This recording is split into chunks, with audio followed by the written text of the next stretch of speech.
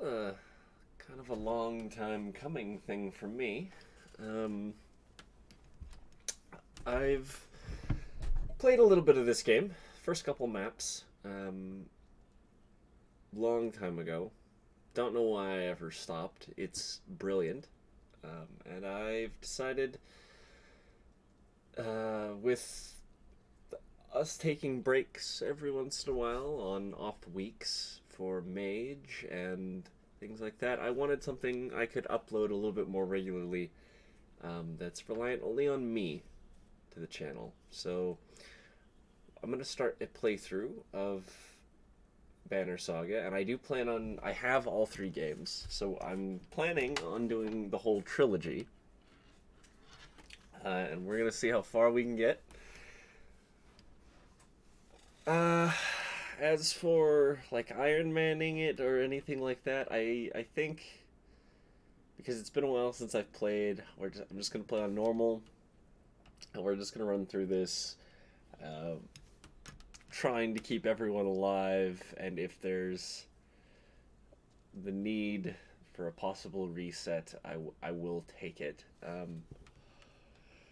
For anyone that doesn't know Banner Saga, it's kind of like a Norse mythology style, almost like a Norse mythology style fire emblem. I want to say, it's very interesting, and a really cool kind of take on the almost chess-like gameplay you get from Fire Emblem. Never, you'll see once we get started here, but I just want to take a moment to appreciate some of this beautiful art, because all of the art in this game is this cool, like, kind of storybook. Like, it reminds me of like the old Disney princess movies, like Sleeping Beauty and stuff like that. It's really pretty. It's super gorgeous. But that's enough from me. Let's get started. Story of the Banner Saga changes based on the choices we make. We will occasionally switch between lead characters within the story.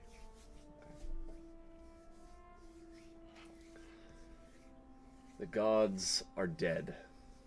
In their wake, man and giant survived through a tenuous alliance, driving black destroyers called Dredge deep into the northern wastes. Now is an era of growth and trade. Life goes on. Only one thing has stopped: the sun.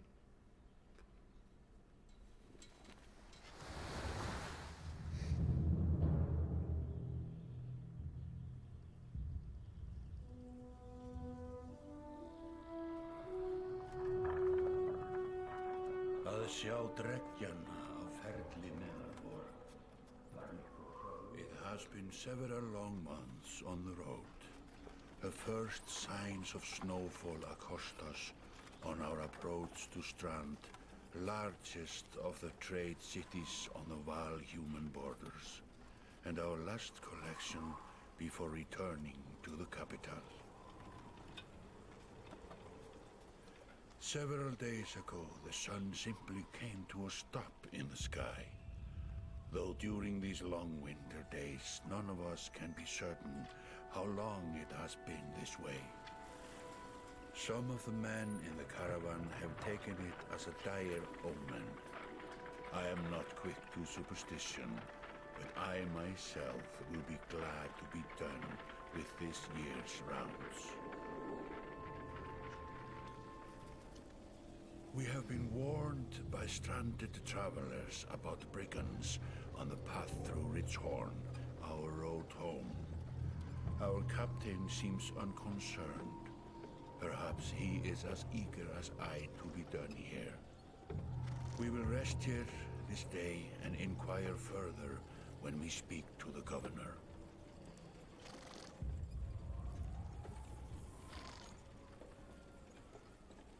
I don't want to speak over the cinematic, but the art is so good in this game. It's so good. It's such a cool style.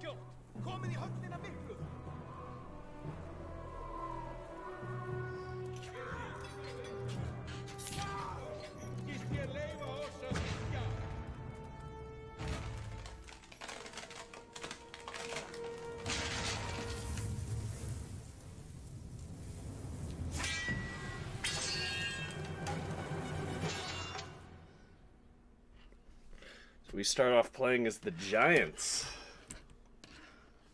Or the Varl, I believe they're called in this.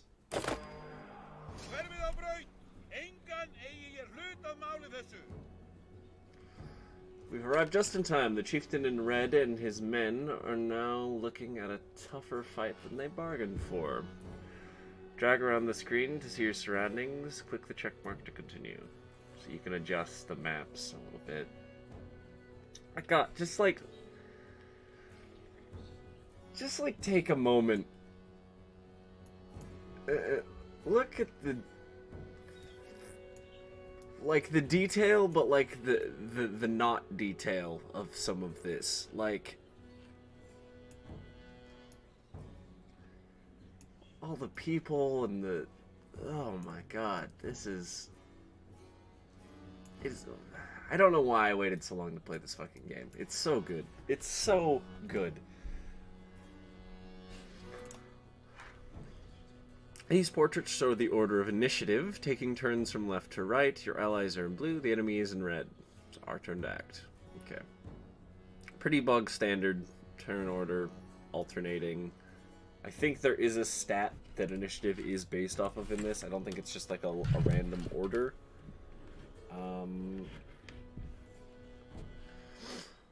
I believe. Movement happens before an action. The ring shows your shield bearer is active.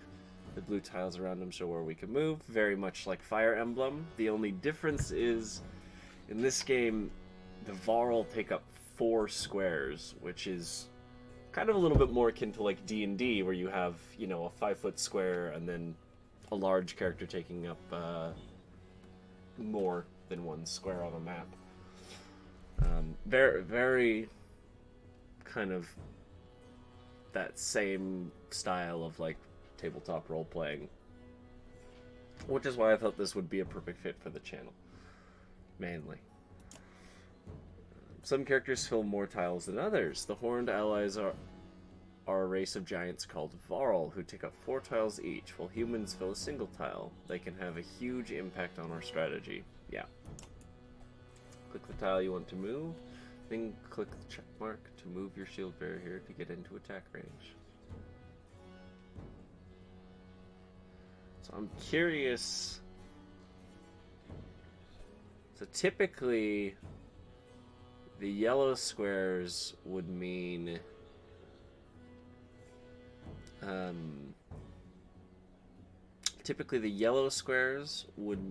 that those are squares we can attack, but maybe that's just like the border. The yellow squares are just the border of our movement, or it's a full move.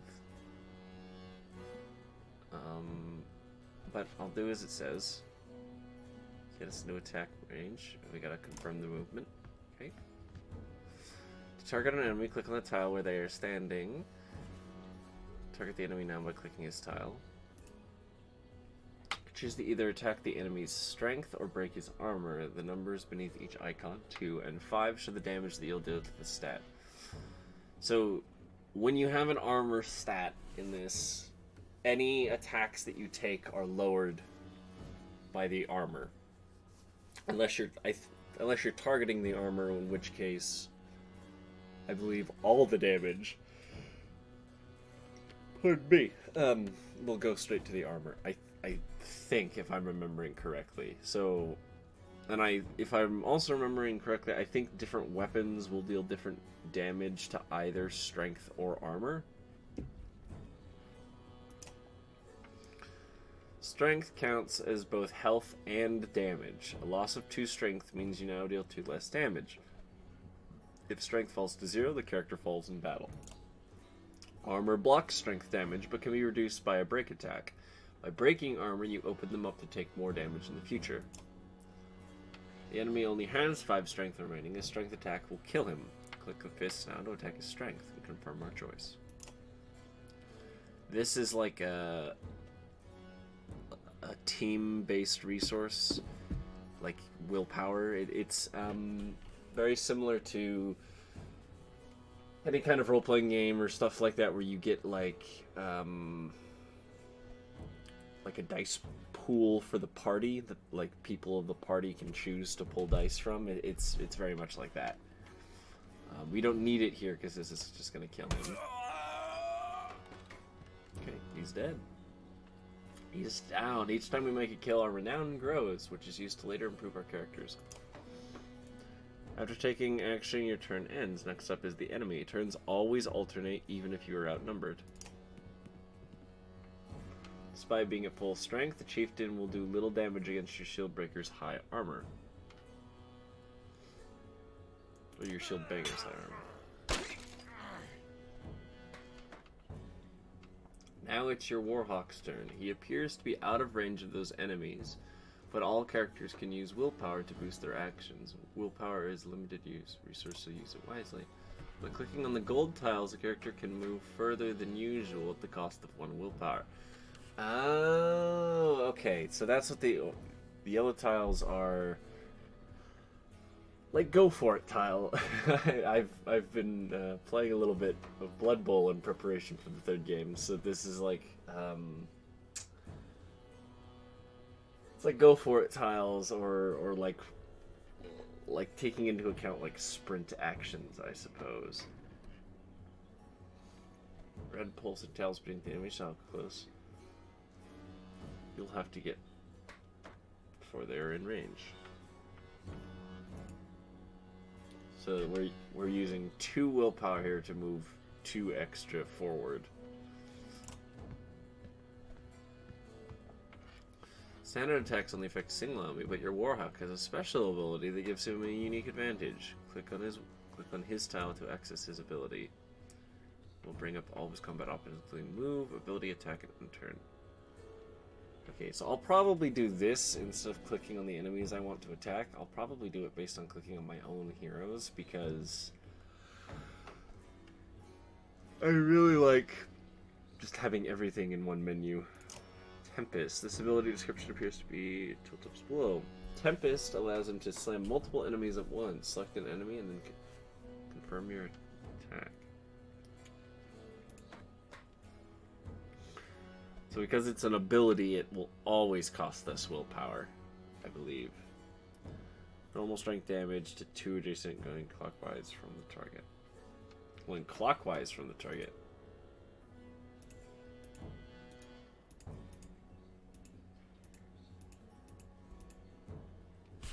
How do I go back? I wanna do the other one. Okay, up does that.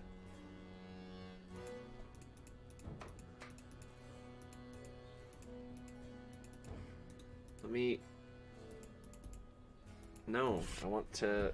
Hold on. Well, I guess I have to do this guy.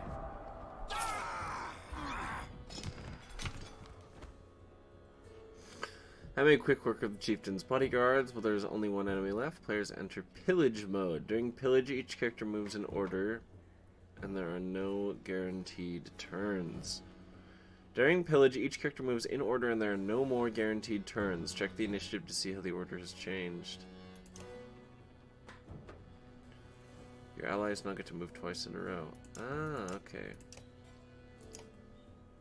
If a character does not move on his turn, he can rest to regain 1 willpower. The chieftain will rest this turn. Your won't be able to finish the job with a normal attack, but willpower can be used to boost your damage. Click the chieftain's tile to attack. Fist, and then the stars above the fist to add willpower. This number of stars available each turn determined by your exertion stat. So this guy's exertion is only 1, so he can only use 1 per turn.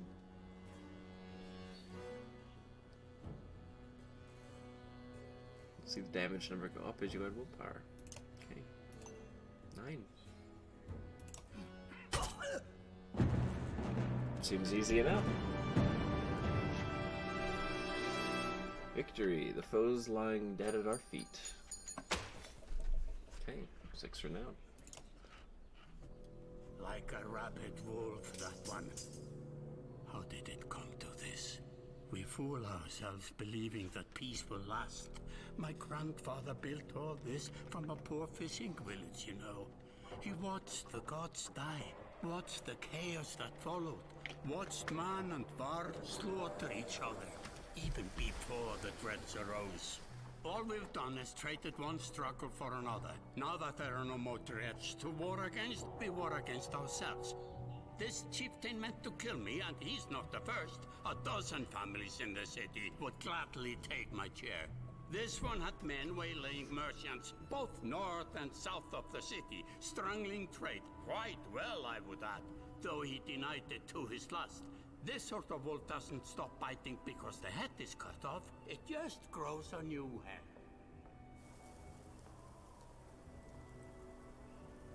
I'm in a bad way, my friend. Help me finish this fight, and I'll gladly send you on your way with double our king's tithe. Take any men you need. They're loyal, I promise you that. They will meet you down in the proving grounds. Sounds like this guy's in some deep shit. Chapter 1. Only the sun has stopped. Okay.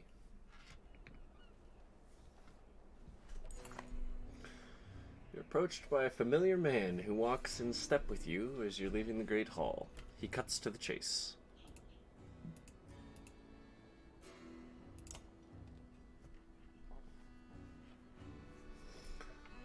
Eric, steward of Strand. I manage the governor's business. Ubin, isn't it? It is. The governor tells us he'll be giving us a hand.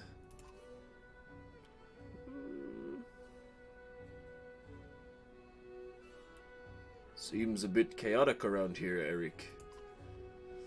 It's been worse. We've got a lot of irons in the fire. What does he want exactly? Scalfings that you didn't hack up in the Great Hall scattered after you took out their chieftain. The governor just wants to make sure they stay down. Was hoping you'd join me at the marketplace by the docks. If there's anyone left to worry about, I know who can tell us.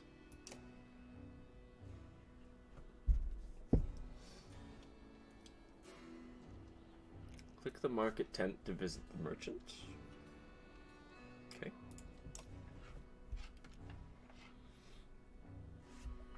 Let me handle this.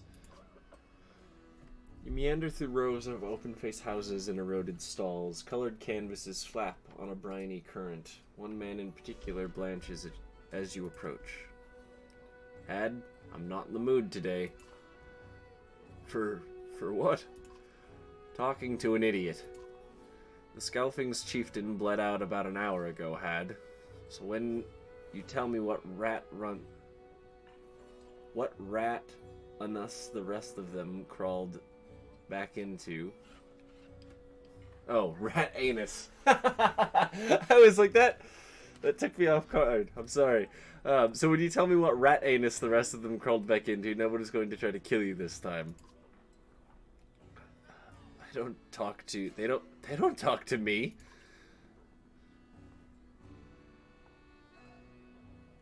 I'm gonna remain quiet. Eric overturns his flimsy table, scattering Had's assortment of junk across the ground. Gods, Eric, laying it on a bit heavy, don't you think? Where are the Scalfings? Noblemen up the east wall. But that was months ago, last I know. Had skulks away with a wave of Eric's hand, gathering things from his hovel, disappearing for a while until this blows over, you figure. Your bodyguard steps forward. Gnolf. Interesting. Are we done here? Gnolf, were you wearing green back at the Great Hall? Nah, just bought them when we were walking around. Why? He looked like a frog. I like it. I like it. He looks like a Celt. They look good. I'm glad you care. Gnolf goes off to look at more stalls. Eric, that man of yours seems unreliable at best. A blind dog wouldn't trust Had, but he used to be Scalfing. If they're licking their wounds, they've probably gone to the old haunts, the new ones. Nobleman is a meat hole? Best I can tell. The name's ironic. Listen, I know a guy who'd love to put a few of these skulls in the ground. I'm gonna go find him. I'll meet you there. Where's this place again? Nobleman is halfway up the hill, towards the Great Hall. You won't miss it. Just make sure the governor remembers his promise. Double the usual tithe. I'll remind him.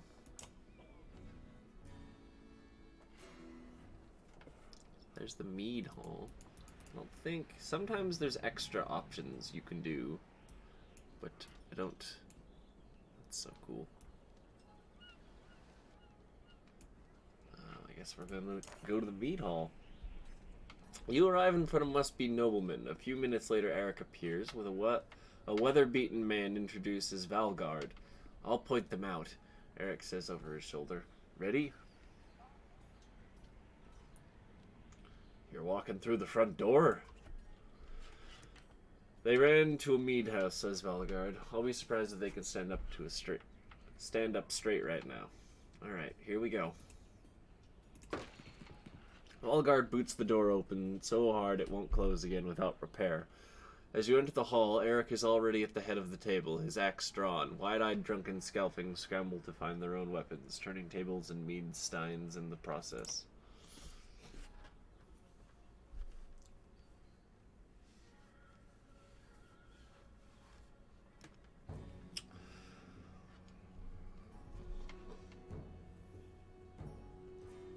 Okay. So I figure because the first little combat map was so short, we'll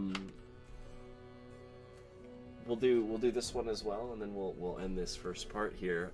In the future, depending on how long the segments are, the maps, we might only do like one map per episode to keep the episodes kind of nice and short and whatnot. We might do a combat and then all of the dialogue and stuff after it in the chapter, and then we'll stop when we reach the next combat each time. But for this one, and because it's the first part, we'll do two, especially because that first fight is a bit of an intro here. So let's see. Let's put you two over here.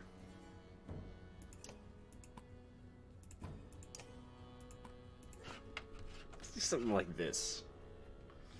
Now let's see, we've got Nix. He's got a Dane axe. I mean, this guy's got an axe and a shield. 12 armor. Good God.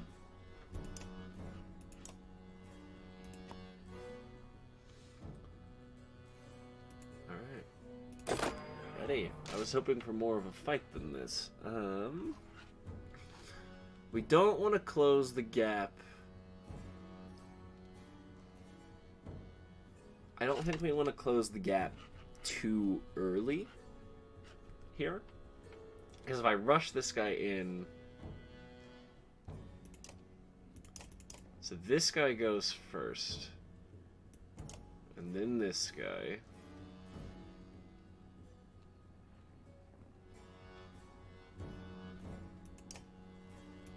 So two of them go before we go, eh?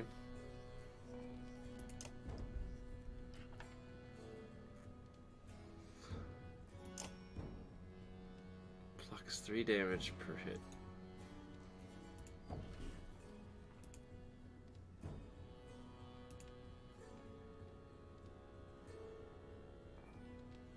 I can't reach him without... Let's move over here.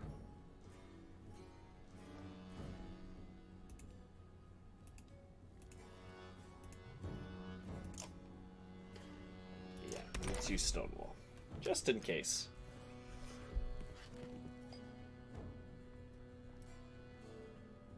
Okay. Eric. I'm gonna burn through some of our willpower a little early to try and get a bit of a jump on this guy. Ally, give 2 willpower to an ally in range.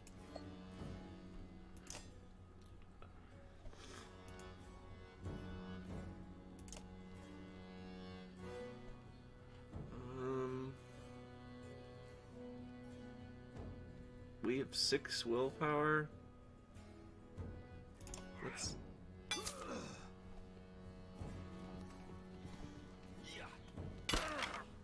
Resisted. Nice.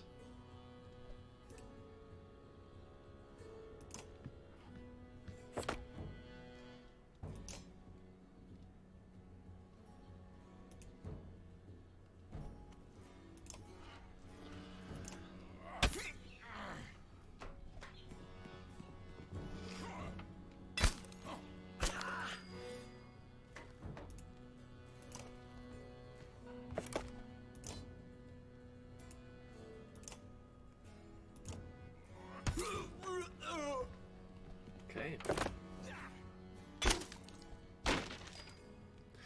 So I think these guys are getting a bonus because they both have a shield and they're right next to each other, because we keep getting that little shield icon there. So I'm pretty sure that means...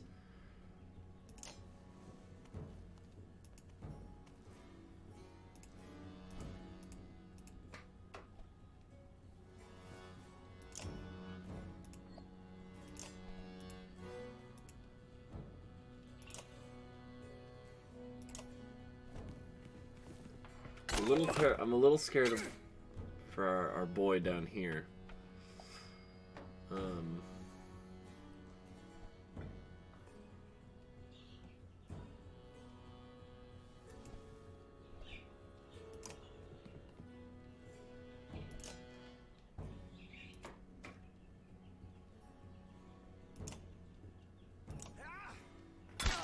Just lower his armor a little bit. We got...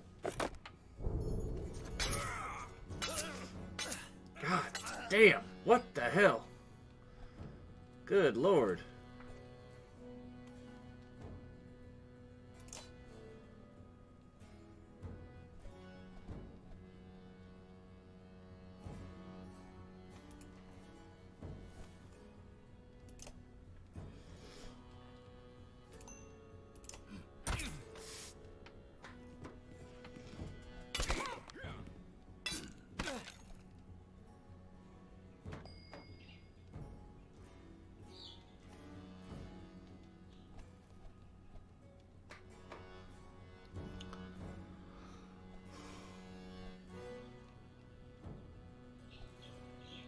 We can kill this guy. This guy's pretty low. He's low strength. I'm more worried about some of these guys, so I'm gonna move Gnolf over here. We're just gonna murder this dude. Yep, there we go. Okay, Gnolf promoted though. God. This guy is...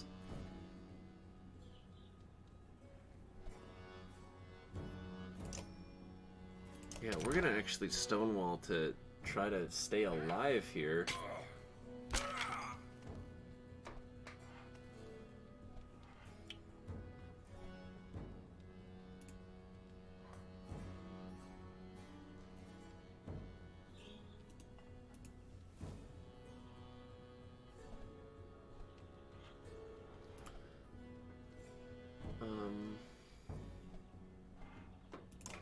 Yeah, let's go.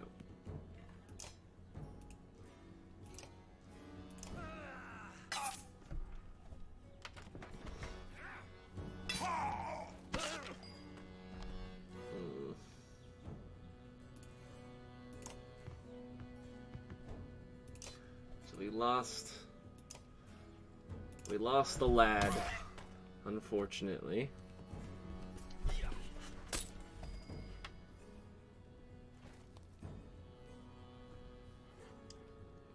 We're doing real... This guy is doing real bad, so we're gonna go over here And shield wall to try to stay alive. Because I don't know...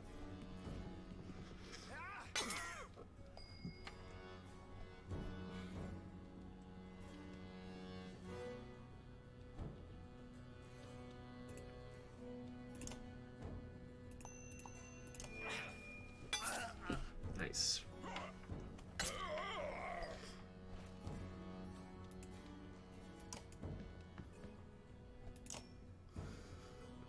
Just because I have to see.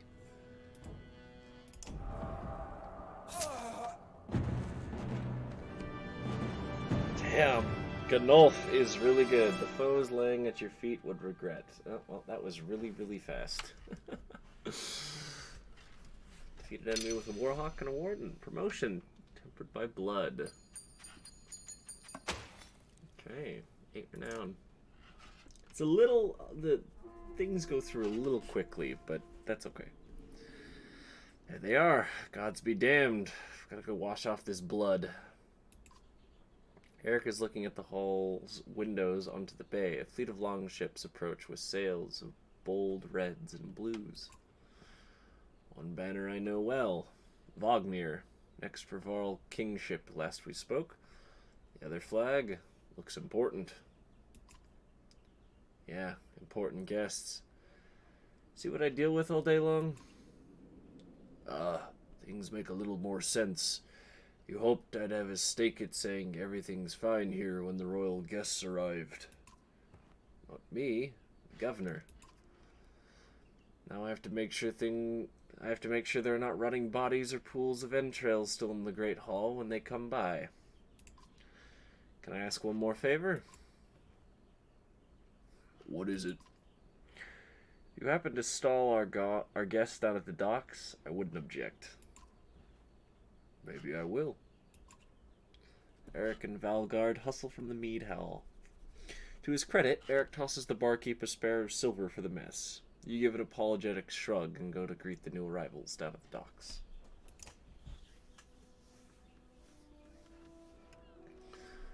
Ooh, look at all the pretty boats. Look at all the pretty boats.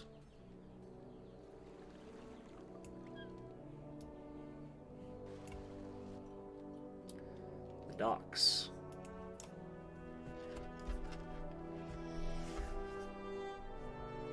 Vognir. Familiar Varg steps onto the dock. In your mind, you recall a much younger version tramping the halls of Grofheim, abundant in purpose. God, Zubin, you're looking ancient. Comes with being old. And if there is Vognir, there must be Harkon. Must there. Ooh, I like this guy. I like his mustache. Still bleeding tributes from the poor and stupid, old yox. At what age do you lose a sense of shame? Duryunder demands it. I'll take that over lingering to death in Grofheim. Speaking of, I've no sense that you were so far from home. Just returned from Arberang, in fact. And glad for it. Hakan motions to the other ships in the bay, sailing and fluttering. Golden wolf head emblazoned on red, the king of men, or someone on his behalf. The king is Whelp. The king's son Luden. Didn't you know Scrivener? We visit his capital, he visits ours. It's how you make alliances these days. It's a miserable waste of time. Yes, Hakan has it. I'd almost forgotten. It's a good thing you're around, Hakan. Then you're going to Grofheim. I have the distinct feeling I finished my business in Strad and was heading there myself. We should caravan. We should. Give it a day. In better circumstances, I'd drink a week away, but let's just be done. Find me tomorrow at the gates. What he's trying to say is the prince is a delight to behold. Where's Maugr, Hakon? Have him find a place to put up the warriors. I'm heading to meet the governor. A host of giants departs in his wake. You recognize a few. Others are strangers to you. Guess I'm off to find Maugr. See you in the morning, Scrivener. I'll be along. The young prince of men ambles from his ship. He brushes off his tunic, scanning the beach with low eyelids. Luden looks for all the world the sort of boy who grew up pulling the legs from spiders. The long road back to Grofheim should be more interesting than most years, you think?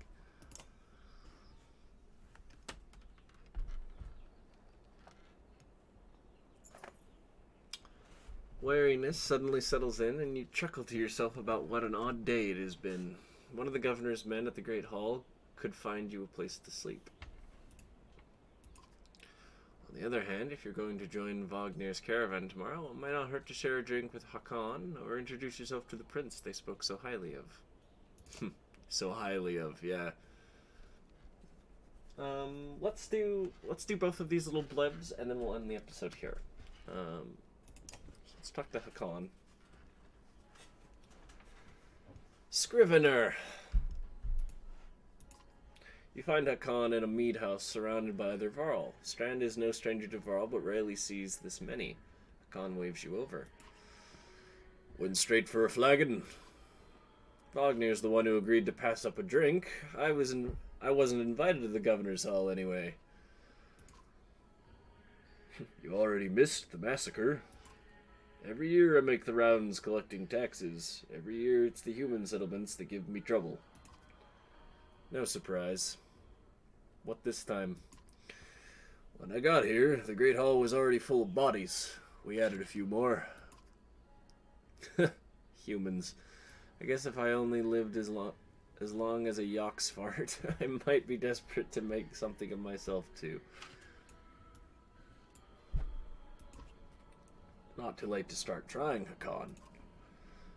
Hakon let slip a low chuckle. Any Varl would recount his deeds, known as he is for cutting a swath through Dredge at Wagner's side in the Second War, and regularly since then.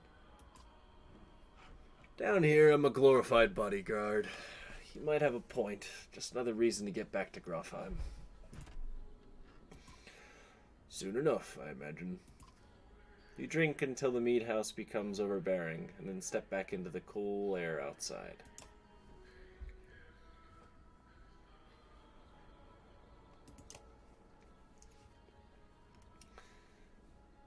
Is this the right place?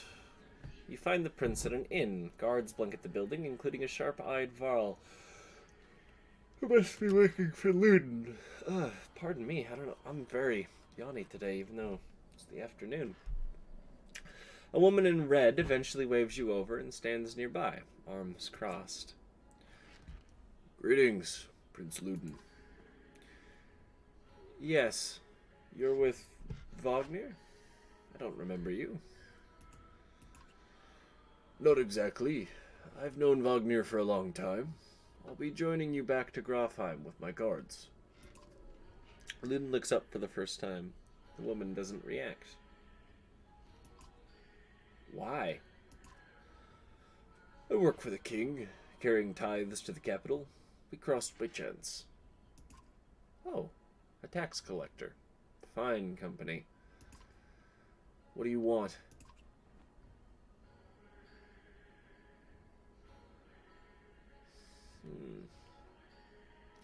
Just to introduce myself, I hoped to learn more about you, and I have a habit of recording history. I thought we might talk about your visit.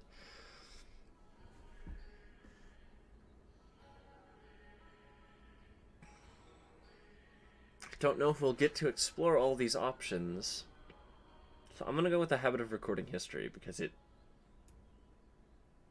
seems like something he would do. He's old as hell. A Varl historian. Don't you already know? Your king and mine both have been practically trumpeting it throughout the cities. I've been on the road a while, I'm afraid. Luden takes a deep sigh. Whether tired or ungracious, you aren't certain. Maybe both. a formality, mostly. Wagner came to our capital in Arberang, and now we go to the Varl's capital in Grofheim to cement this grand alliance for the next age of men in Varl. You sound unconvinced. There's no need for it, and it's damn cold up here.